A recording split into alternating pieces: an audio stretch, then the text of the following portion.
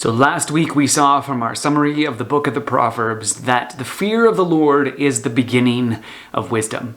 But what does that actually look like in our day and age, and in a world that seems to be so short and so fleeting?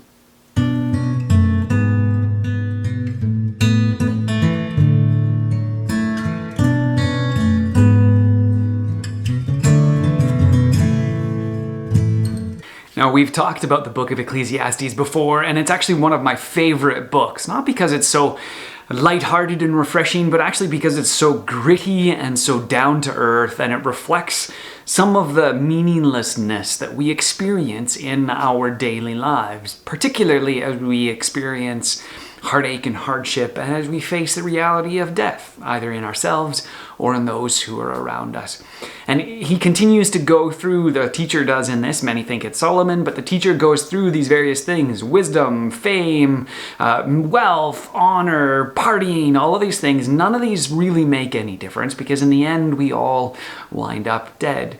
Now, some might think that the key verse would be in the conclusion of this book, but I don't really think so.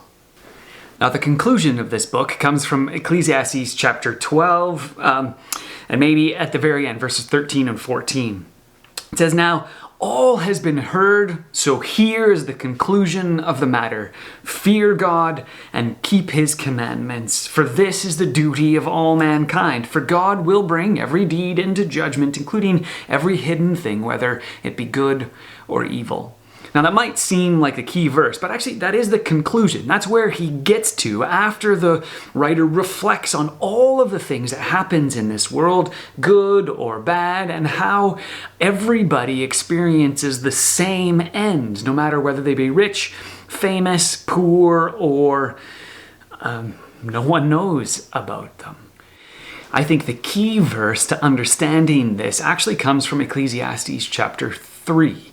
Now, at the beginning of Ecclesiastes 3, he goes through that famous, there's a time for everything, a time to plant, and a time to uproot, a time to kill, and a time to stop killing. There's a time for all of these different kinds of things. But he says in that section, this is chapter 3, verse 12, "I know that there's nothing better for people than to be happy and to do good while they live, that each of them may eat and drink and find satisfaction in all their toil. This," he says, "is the gift of God."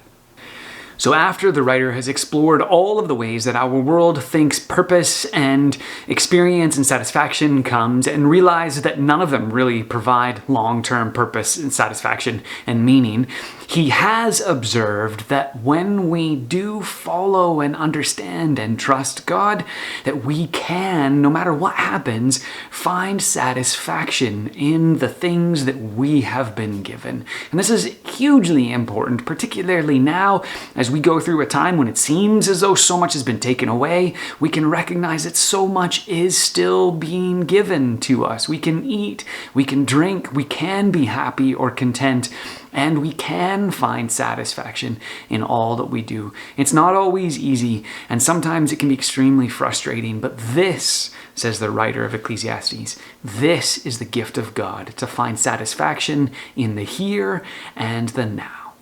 So as usual, if this has been useful for you, I'd encourage you to like and to subscribe, and maybe comment down below on the ways in which you have found the book of Ecclesiastes helpful.